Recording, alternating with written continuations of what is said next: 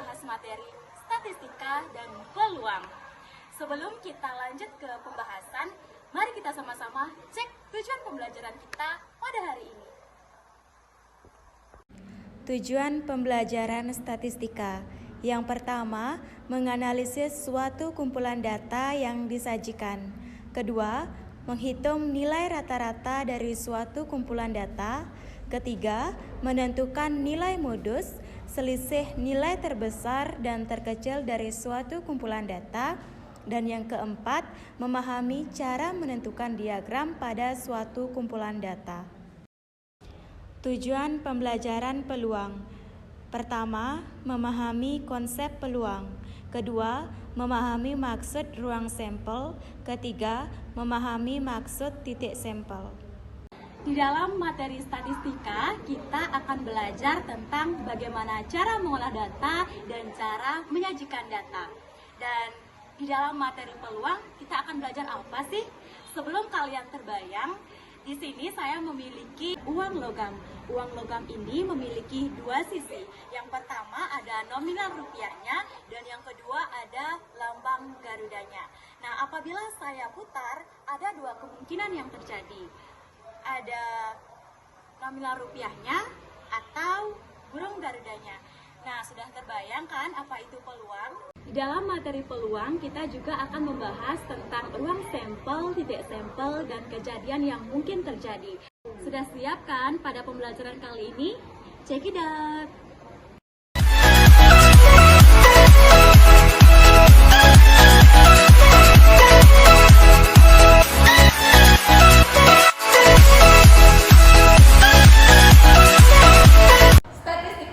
Statistika adalah ilmu yang mempelajari hal-hal yang berhubungan dengan data yang meliputi pengumpulan data, penyusunan data, pengolahan data, dan penyajian data.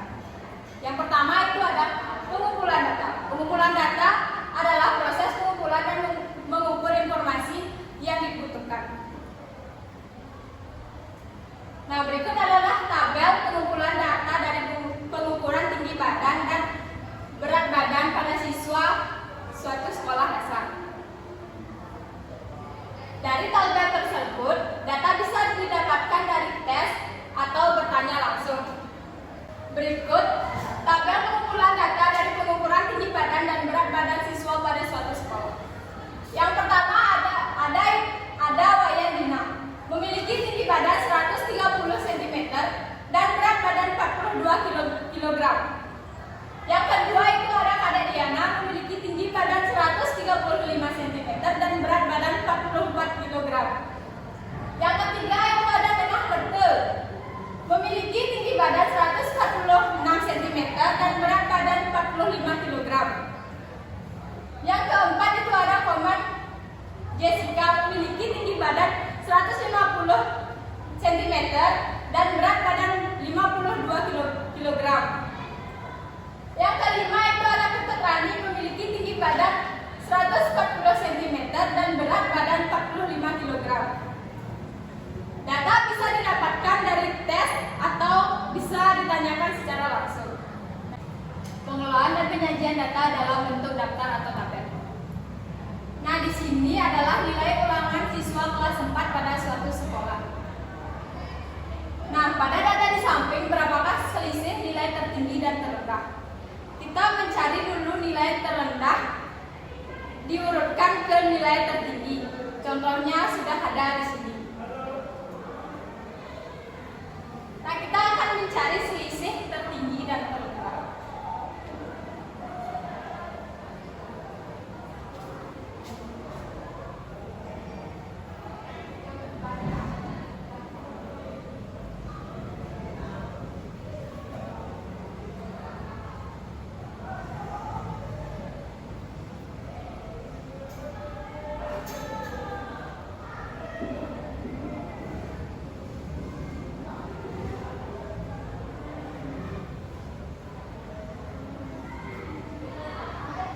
Nilai terendah itu adalah 60 dan nilai tertinggi itu adalah 95. Jadi selisih nilai tertinggi dan terendah adalah nilai tertinggi dikurangi nilai terendah.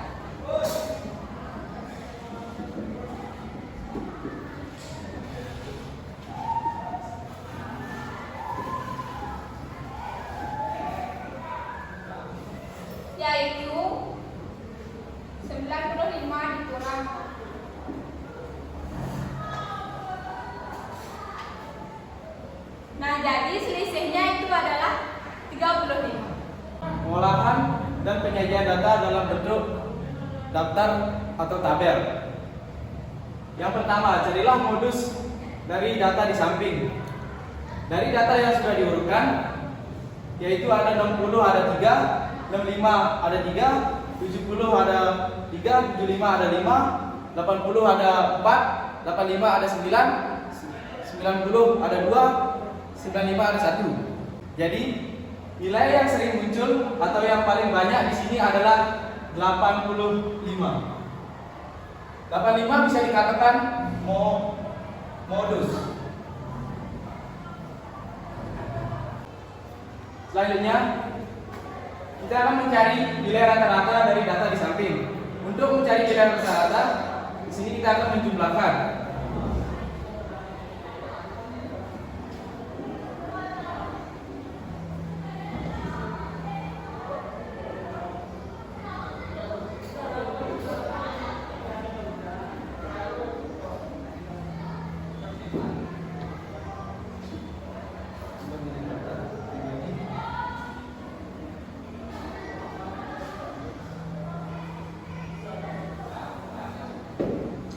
Langkah pertama yaitu menambahkan nilai yang sudah diurutkan.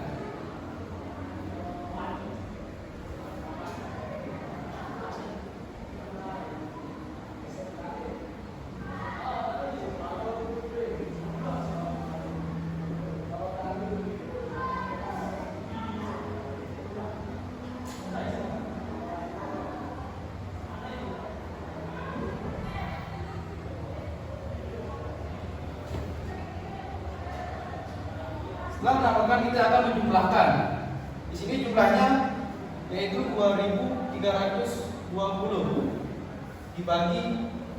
Kita akan menghitung jumlah banyaknya data. 1, 2, 3, 4, 5, 6, 7, 8, 9, 10, 11, 12, 13, 14, 15, 16, 17, 18, 19, 20, 21, 22, 23, 24, 25, 26, 27, 28, 29, 30. Berarti 2320 dibagi 30. Hasilnya 77,33. Jadi nilai rata-rata yaitu 77,33. Cara pengolahan dan penyajian data dalam bentuk diagram. Diagram adalah suatu grafik berbentuk gambaran yang menyajikan hasil data dari penulis. Di sini saya sudah ada diagram gambar. Diagram gambar adalah penyajian data dalam bentuk gambar atau simbol. Di sini sudah dapat kita lihat ada tingkat pendidikan TK, SD, SMP, dan SMA. Jumlah TK 1, 2, 3, 4, 5, 6, 7, 8, 9, 10. SD 1, 2, 3, 4, 5, 6, 7, 8, 9, 10, 11, 12, 13, 14, 15, 16, 17, 18, 19, 20, 21, 22, 23, 24, 25, 26, 27, 28, 29, 30. SMP 1, 2, 3, 4, 5, 6, 7, 8, 9, 10, 11, 12, 12. SMA-nya 1, 2, 3, 4, 5, 6, 7, 8, 9, 10, 11, 12, 13, 14, 15, 16. Berapakah total siswa TK, SD, SMP, dan SMA? Di sini mewakili 10 orang. Berarti TK-nya tadi kan 10. 10 dikali 10 yang mewakili sama dengan 100. Jadinya 100 siswa. SD-nya 15 dikali 10 orang yang mewakili sama dengan 150 siswa. SMP-nya ada 12, jadi 12 dikali 10 yang mewakili sama dengan 120 siswa. Dan yang terakhir SMA 18 siswa dikali 10 orang yang mewakili sama dengan 180 siswa. Selanjutnya yaitu diagram batang. Di sini sudah ada tabel diagram batang, data penjualan buku. Yang ini diagram batang vertikal, yang ini diagram batang horizontal. Berapakah total penjualan buku setiap bulannya? Nah, bisa kita lihat di sini. Ini sudah ada tandanya. Januari penjualan buku 25, Februari 30, Maret 45, April 15, dan Mei 20. Jadi di antara Januari, Februari, Maret, April, Mei, penjualan yang paling tertinggi yaitu pada bulan Maret, yaitu 45 buah buku. Selanjutnya, diagram garis. Diagram garis adalah diagram yang disajikan menggunakan garis untuk menunjukkan banyaknya data yang diperoleh. Di sini sudah ada contoh diagram garis. Berat badan siswa dan banyaknya siswa. Jumlah siswa yang memiliki berat badan 40 kg itu sebanyak 5 siswa. Kemudian, siswa yang memiliki berat badan 41 kg itu sebanyak 15 siswa.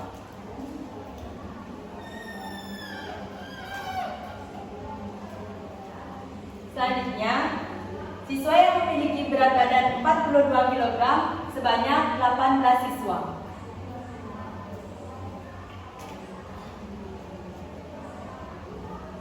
Lanjut, siswa yang memiliki berat badan 43 kg itu sebanyak 10 orang. Yang terakhir, 44 kg. Siswa yang memiliki berat badan 44 kg itu sebanyak 8 siswa. Selanjutnya, diagram lingkaran. Diagram lingkaran adalah diagram yang menyajikan data dalam bentuk lingkaran yang dibagi menjadi beberapa bagian atau juring. Di sini sudah ada contoh diagram lingkaran. Banyaknya siswa yang menyukai pelajaran bahasa Indonesia itu sebanyak 20%. Kemudian matematika 30%. IPA 25%. IPS 15%. Dan terakhir PKN itu 10%. Contoh soal. Diketahui dalam suatu kelas terdapat 120 siswa. Berapakah total siswa yang menyukai mata pelajaran berikut ini? Cara menyelesaikan soal di depan yaitu dengan cara mengalihkan jumlah siswa yang menyukai mata pelajaran dikali dengan jumlah siswa. Bahasa Indonesia itu 20% dikali 120 sama dengan 24 siswa. Kemudian matematika 30% dikali 120 sama dengan 36 siswa.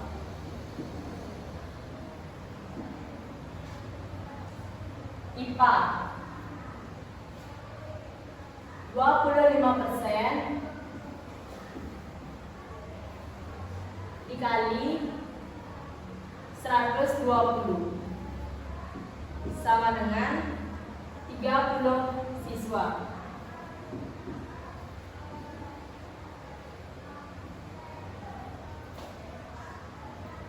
IPS sebanyak 15% dikali 120 sama dengan 18 siswa. Terakhir PKN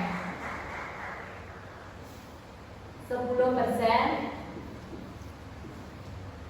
dikali 120 sama dengan 12 siswa. Jadi, siswa yang menyukai pelajaran bahasa Indonesia itu sebanyak 24 siswa, matematika 36 siswa, IPA 30 siswa, IPS 18 siswa, dan PKN 12 siswa. Selanjutnya, peluang. Peluang adalah kemungkinan yang mungkin terjadi atau muncul dari suatu peristiwa. Dalam angka, peluang selalu berkisar antara 0 sampai dengan 1.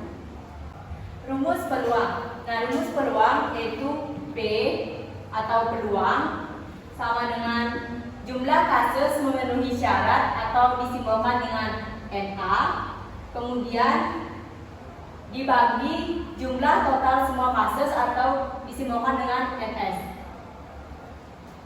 Dasar peluang dapat diekspresikan sebagai pecahan 1/10 atau maksimal 0,1 atau presentasi 10%. Semakin besar peluang sebuah kejadian, semakin mungkin kejadian tersebut terjadi. Jumlah peluang dari semua kasus yang ada adalah 1. Peluang terjadi kejadian A dan kejadian B adalah peluang kejadian A kali peluang kejadian B. Selanjutnya, istilah penting dalam peluang. Yang pertama ada ruang sampel. Ruang sampel adalah himpunan dari semua hasil percobaan yang mungkin terjadi. Yang kedua ada titik sampel yang artinya anggota dari ruang sampel atau kejadian yang mungkin terjadi. Yang ketiga ada kejadian, yaitu himpunan bagian dari ruang sampel. Contoh dari ruang sampel, titik sampel, dan kejadian. Di sini saya memiliki satu buah dadu, di mana satu buah dadu ini jika dilempar, tentukanlah ruang sampel, titik sampel, dan kejadian. Yang kita ketahui bahwa dadu ini memiliki 6 sisi. Ada mata dadu 1, mata dadu 2, mata dadu 3, mata dadu 4, dan mata dadu 5. Maka ruang sampelnya adalah himpunan yang berisi mata dadu 1, mata dadu 2, 3, 4, dan 5. Kemudian titik sampelnya. Titik sampelnya ada 1, 2, 3, 4, 5, dan 6. Atau bisa disimbolkan dengan NS. Nah, kemudian ada kejadian. Himpunan bagian dari ruang sampel. Nah, kejadian ini apabila dilempar ada muncul kejadian 1, 2, 3, 4, 5, dan 6. Nah, di sini ada 2 buah dadu. Apabila 2 buah dadu ini dilempar, maka ruang sampelnya itu adalah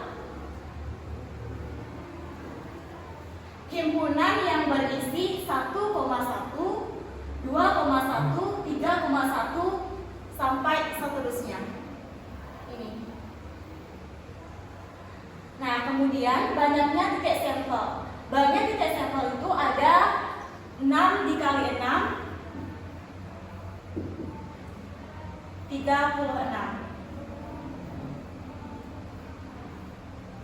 NS-nya itu adalah 36. Nah, kemudian kejadian yang mungkin terjadi bisa 1,1, 2,1, 2,2, 3,3, 4,4, 4,5, atau 6,6.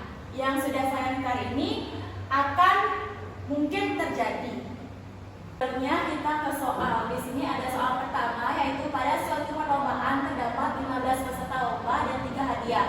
Berapa peluang kamu memenangkan hadiah tersebut? Dalam menjawab soal ini kita perlu bantuan rumus peluang, yaitu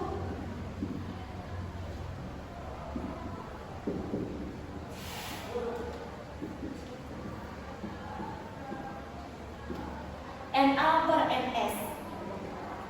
NA-nya itu adalah 3. Jumlah total semua kasus itu adalah 15.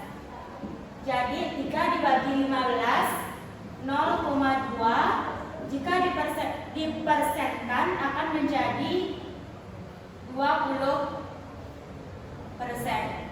Nah, jika diekspresikan, maka peluang diekspresikan dalam bentuk pecahan, peluang diekspresikan dalam bentuk desimal, dan peluang diekspresikan dalam bentuk persen.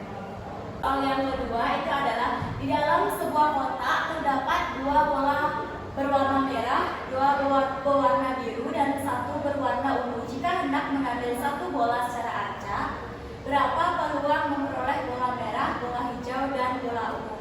Dalam memecahkan masalah ini, kita akan dibantu oleh rumus peluang.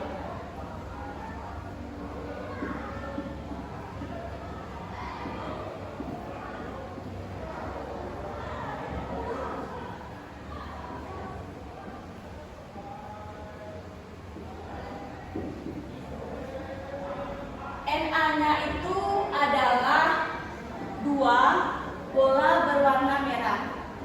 Lalu jumlah total semua kasus kita tinggal jumlahkan saja. 2 tambah 2 tambah 1 menjadi 5. Jadi NS-nya adalah 5. 2 dibagi 5 sama dengan 0,4. Selanjutnya bola berwarna biru.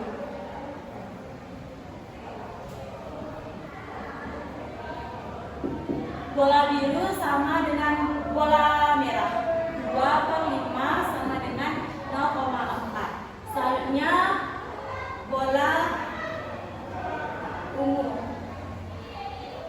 Bola ungu NA-nya itu adalah 1 dan NS-nya adalah 5 sama dengan 0,2. Jadi dapat kita ketahui apabila peluang suatu kejadian semakin besar, maka semakin mungkin kejadian itu terjadi. Jadi ini lebih besar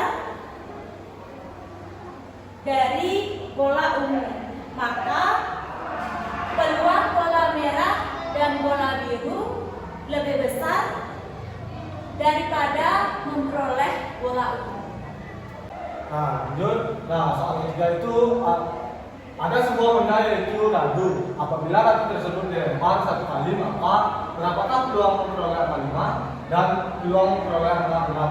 Nah, untuk memperoleh angka 5, peluang memperoleh angka genap yaitu dengan cara kita harus mengetahui mata radunya, yaitu mata radu itu ada 6.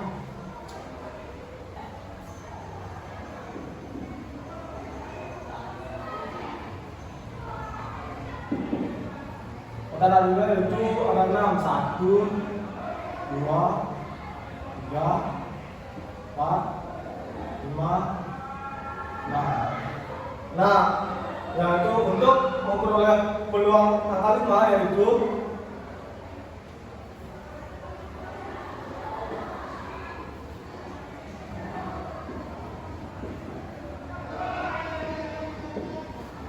untuk memperoleh peluang angka 5 yaitu rumusnya PA sama dengan NA dan NS. Nah, maka peluang angka 5 itu 1/6. Nah, selanjutnya untuk memperoleh angka genap yaitu kita menggunakan rumus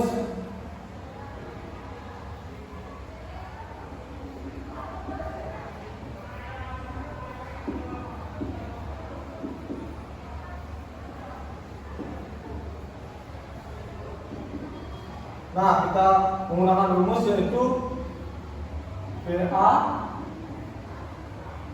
sama dengan NA dan NS. Nah, akan memperoleh 3/6 disederhanakan lagi menjadi 1/2 atau 1/2.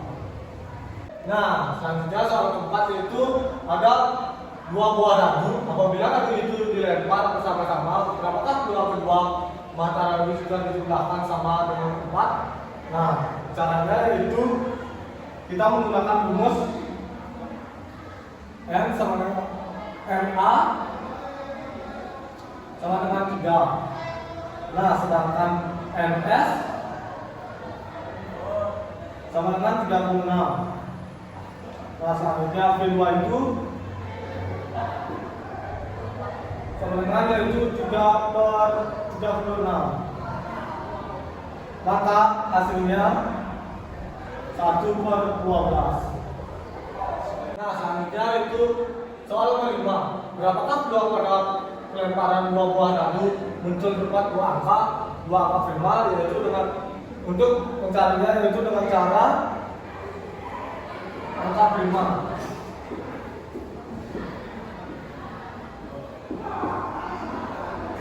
Angka prima yaitu 2, 3, 5, dan 7. Nah, untuk mencari NA-nya yaitu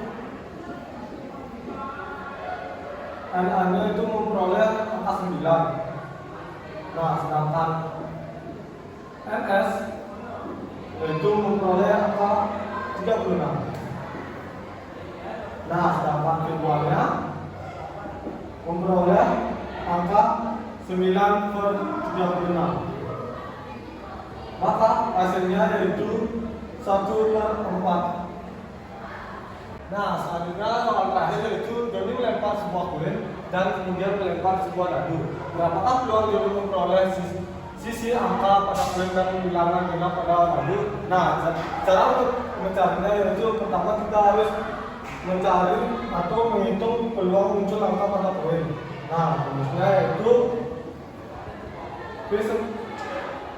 P atau angka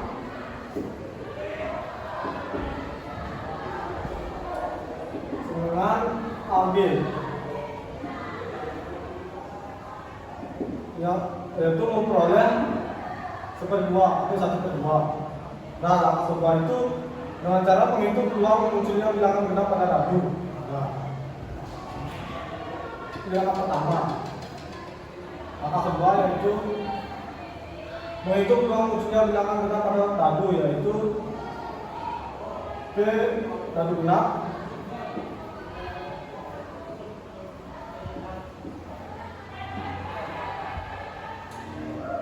memperoleh 1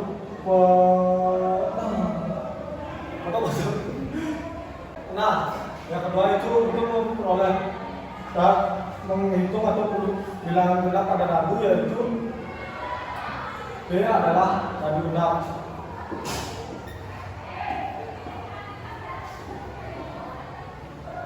Dadu genap yaitu memperoleh 3/6 sama dengan 1/2.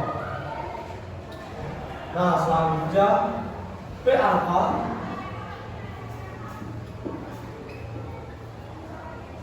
dikali dadu genap.